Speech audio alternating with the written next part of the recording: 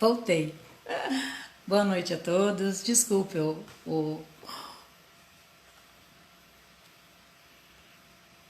aqui. Agora vai dar certo. Uma boa noite a todos. Vamos juntos elevar os nossos pensamentos a Deus, a Jesus, aos espíritos amigos, mentores, de todos os trabalhos realizados nessa casa, Portal da Luz.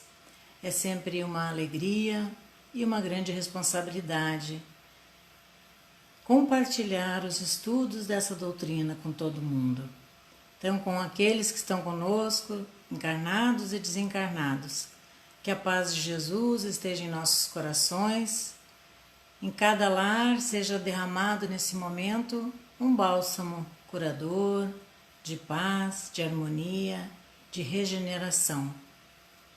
Então, com essas vibrações, nós damos por aberto a noite de hoje, dos estudos da noite de hoje. Então, para esta noite, eu trouxe para compartilhar, como a gente falou, do livro Palavras de Vida Eterna, na psicografia de Chico Xavier, pelo Espírito Emmanuel, a lição 112, Diante da Justiça.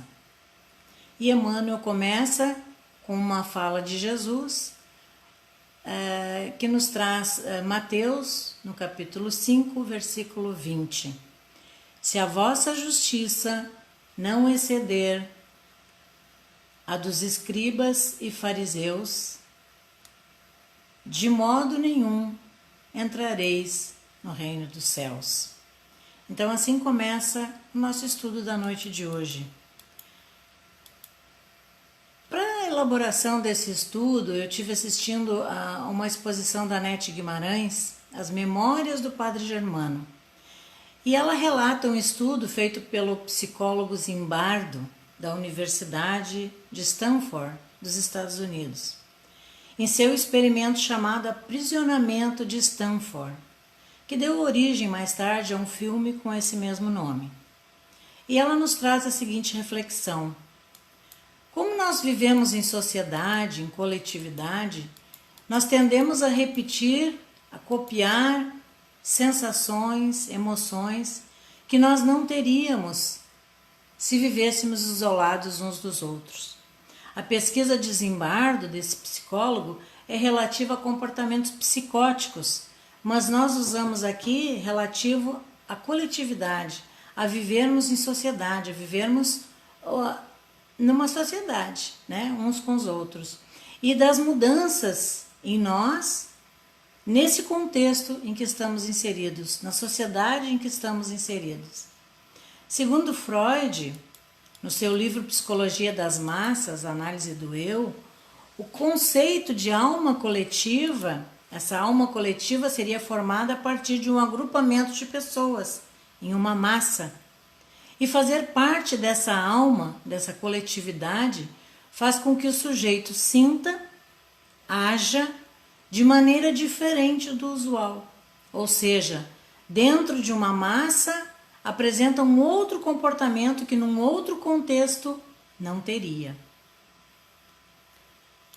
Nós que somos estudantes da doutrina espírita, estudantes da vida, né, através da doutrina espírita, nós sabemos que estamos todos conectados por esse fluido cósmico universal. Somos energia pulsante, mas cada qual está inserido num contexto e mais ainda com a sua individualidade. Nós somos aprendizes da vida sempre, né? Até que estejamos lá no patamar crístico, que vai demorar mais uns 2 ou três encarnações. Ou seja, quando estamos inseridos em uma massa, nos tornamos altamente suscetíveis, sujeitos capazes a ser contagiados por atos e sentimentos. Somos capazes de cometer atos que percebemos que é errado e acabamos soterrando os nossos princípios morais, muitas vezes, em prol dessa massa, da coletividade em que estamos inseridos. Esse exemplo também é dado por nós que professamos a doutrina espírita e muitas vezes as pessoas dizem: olha, fulano está mudado, fulano está assim, está assado. Então é preciso ter muito cuidado, com aquilo que a gente faz. Mas a gente sabe que nós somos ainda muito imperfeitos. Então, que sejamos um bom exemplo, né? Que nos esforcemos para ser um bom exemplo.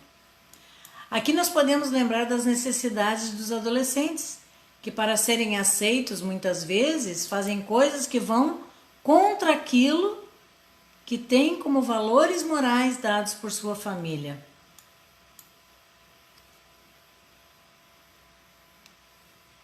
A Nete fala que, segundo Zimbardo, a massa caminha para a perda das emoções, da empatia e torna tudo natural que a massa vem praticando. É um alerta também para as nossas crianças, ou seja, que as crianças estão perdendo as suas próprias emoções. Mas e nós estamos percebendo isso? Em algum grupo que nós fazemos parte? A evangelização, como nós sabemos, é um excelente momento para percebermos isso. Entrando então em Palavras de Vida Eterna, na lição 112, Emmanuel nos diz: diante da justiça, Jesus nos diz que se a vossa justiça não exceder, ou seja, não ultrapassar a dos escribas e fariseus, não entraremos no reino dos céus. E qual será a nossa atitude diante da justiça e das injustiças? Se agimos mal, ainda estamos nos demorando lá na justiça dos escribas e fariseus, que Jesus condenou. Então, quem eram os escribas e fariseus? Vamos relembrar um pouquinho para a gente se situar, né? De que justiça Jesus fala e Emmanuel nos fala. Escribas eram então secretários dos reis de Judá. Mais tarde, os doutores da lei, da antiga lei de Moisés. Eles partilhavam princípios e antipatias contra os inovadores, ou seja, contra Jesus, que veio trazer uma nova visão, né, de justiça, de amor, de caridade. E Jesus os coloca na mesma reprovação. Eles eram semelhantes aos fariseus, que eram muito orgulhosos, e um amor excessivo pela dominação, pelo poder. Os fariseus tinham aparência e ostentação de virtudes, e Jesus, durante a sua permanência, dedicou-se a desmascarar a hipocrisia deles. Eram justos para com o povo? Sabemos que não. Unindo as falas de Jesus que devemos exceder a justiça de fariseus e escribas, com o estudo de Dr. Zimbardo, como mudamos as nossas ações, as nossas emoções enquanto coletividade, como podemos perceber que o assunto é antigo, né? Pois nós vivemos em sociedade e nela nos manifestamos. As nossas emoções, as nossas sensações, as nossas ações, as nossas atitudes. Então, conforme a atitude que estamos, nós reagimos. E qual então a nossa atitude, né, diante da justiça e das injustiças? Ela é igual em todas as culturas, em todos os países? Não, nós sabemos que não. Cada povo tem suas leis morais e civis, mas a lei divina é igual para todos. E aqui encontramos um ponto de demora da evolução humana, pois nós sabemos que evoluímos individual e coletivamente. Assim o progresso é lento. Jesus, em sua autoridade moral, nos indica o caminho, e ele sabia muito bem, né, desse caminho.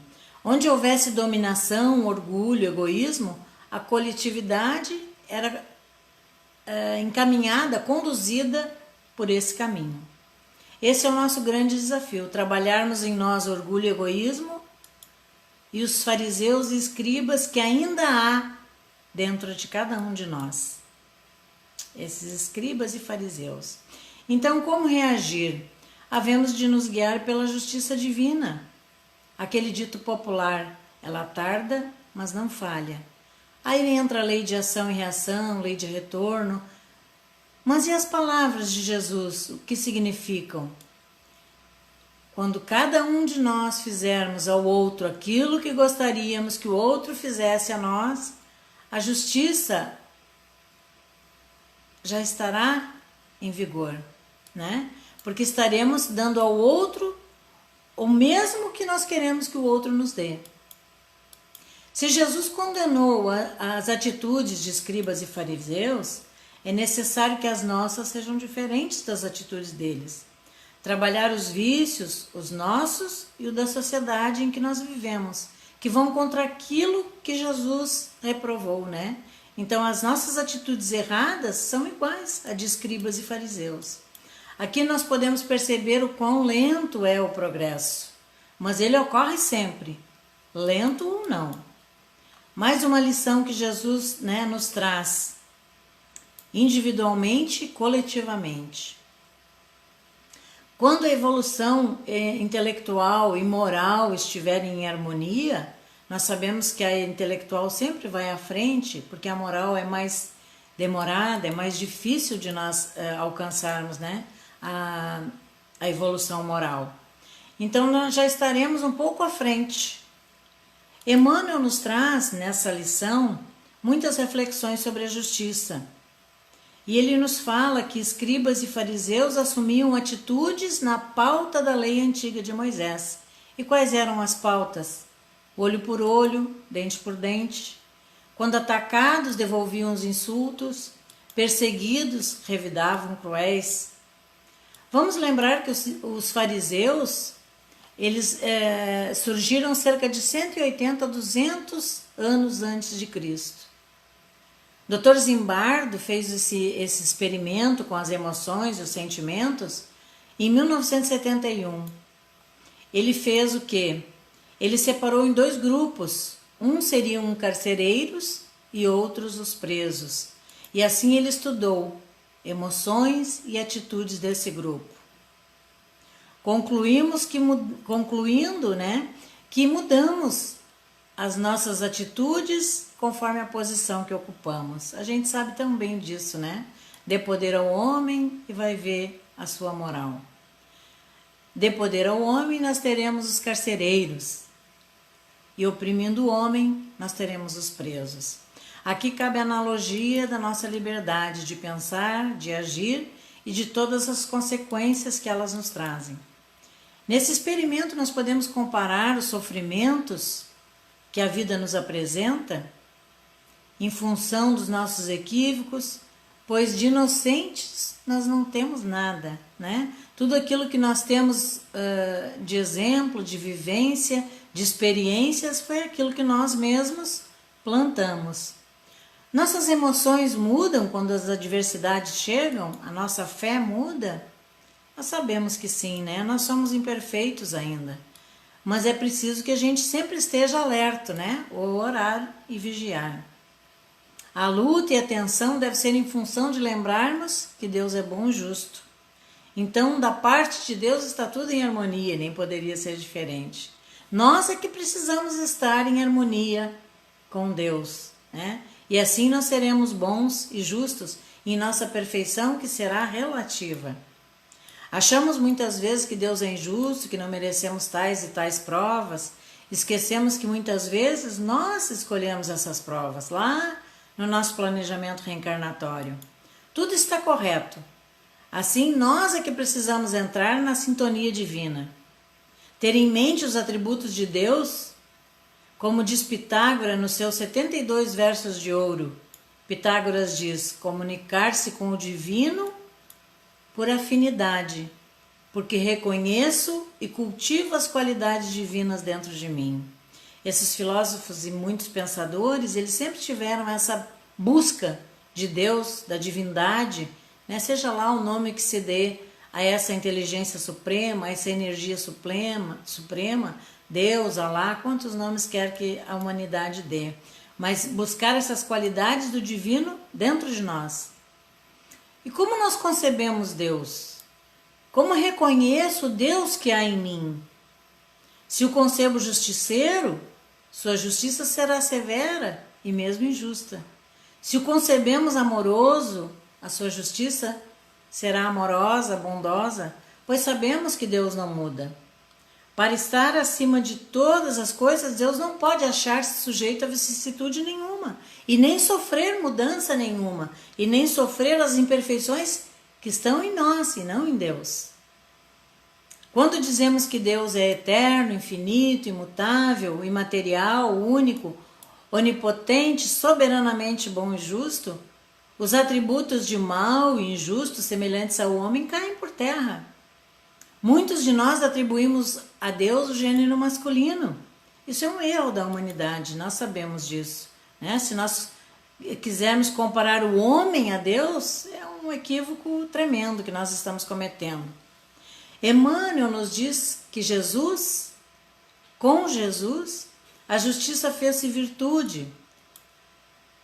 Conferir a cada um o que lhe compete, segundo a sua consciência. Ou seja, Jesus começa a aplicá-lo em si mesmo, né? Pois ele é o nosso exemplo, nosso modelo e guia. Sabemos que a vinda de Jesus foi uma missão que o bondoso Deus lhe designou, em uma demonstração de amor incondicional à humanidade terrena. Ainda não conseguimos alcançar esse amor, mas um dia chegaremos lá. Interessante que o Dr. Zimbardo fala da alfabetização das emoções.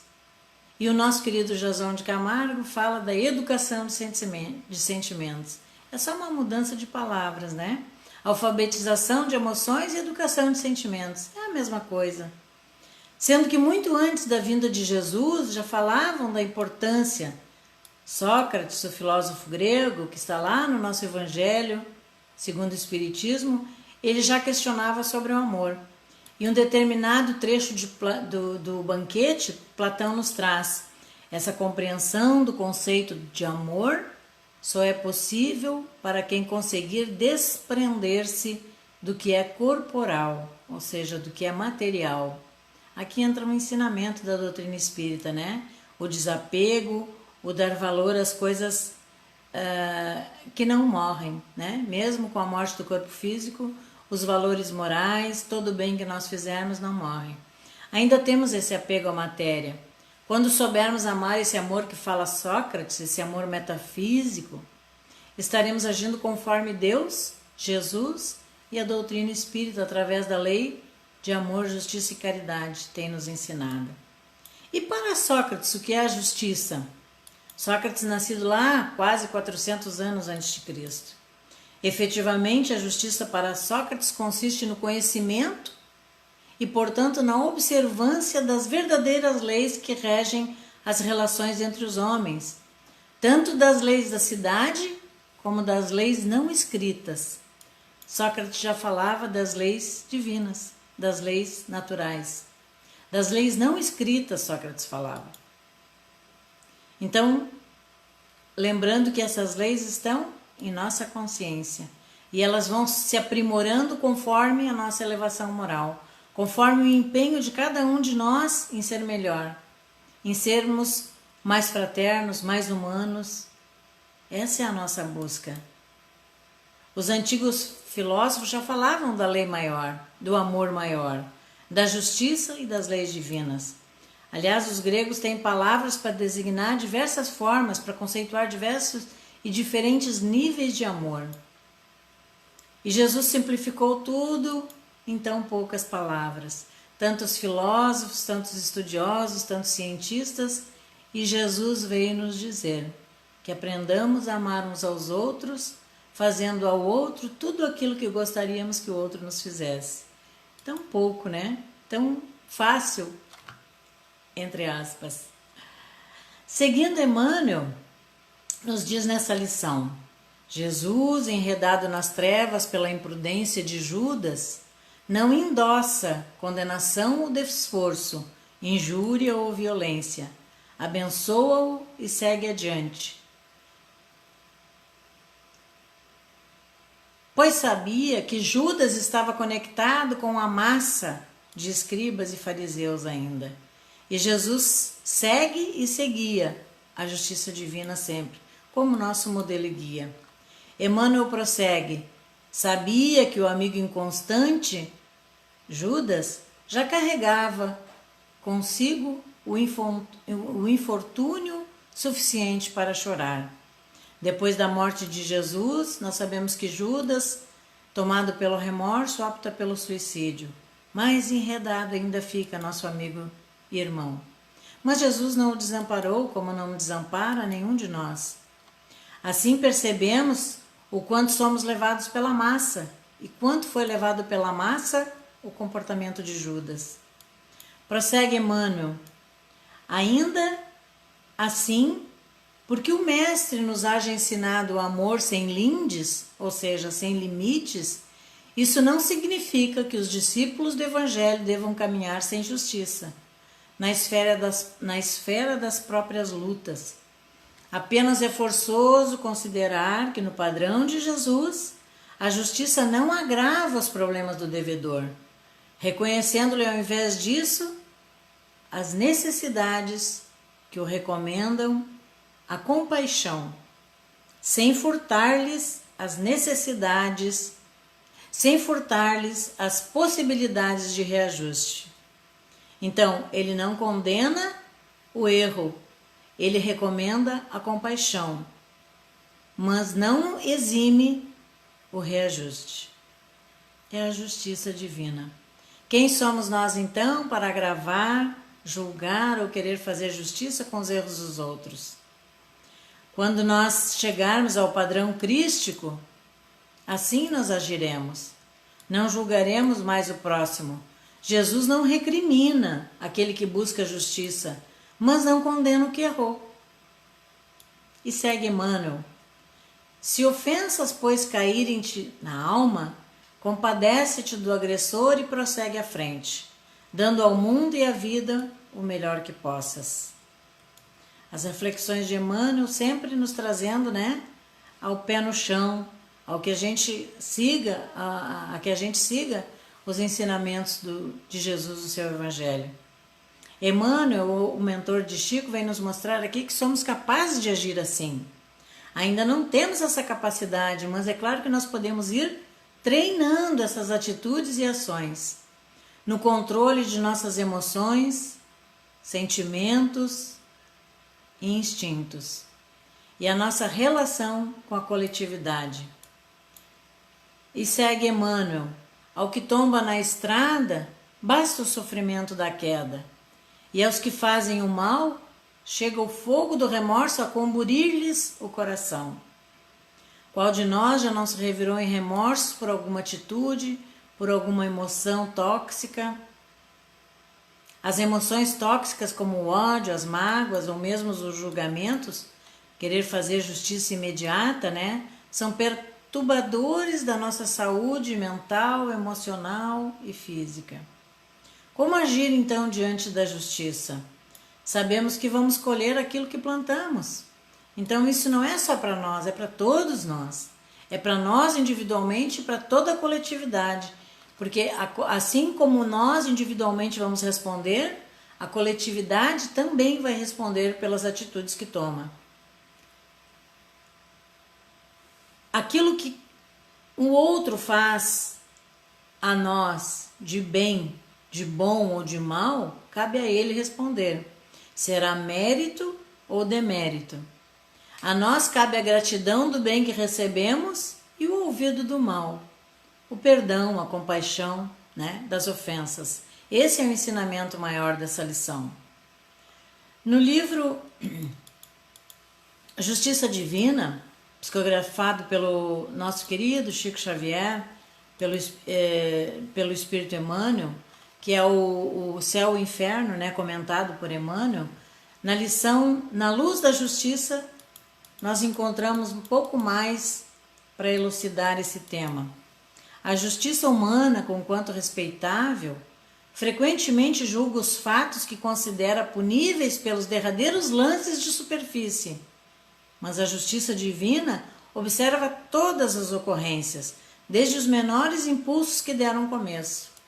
É muito fácil a gente analisar um erro pela atitude, pela ação imediata, sem lembrar de tudo aquilo que levou aquele nosso irmão a cometer aquele ato, aquela atrocidade, Não justifica, mas a justiça divina não olha só a superfície, ele olha todo o processo que levou aquele ser a cometer aquele erro.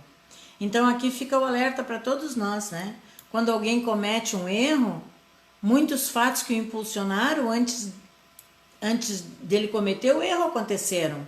Assim nós agimos e reagimos.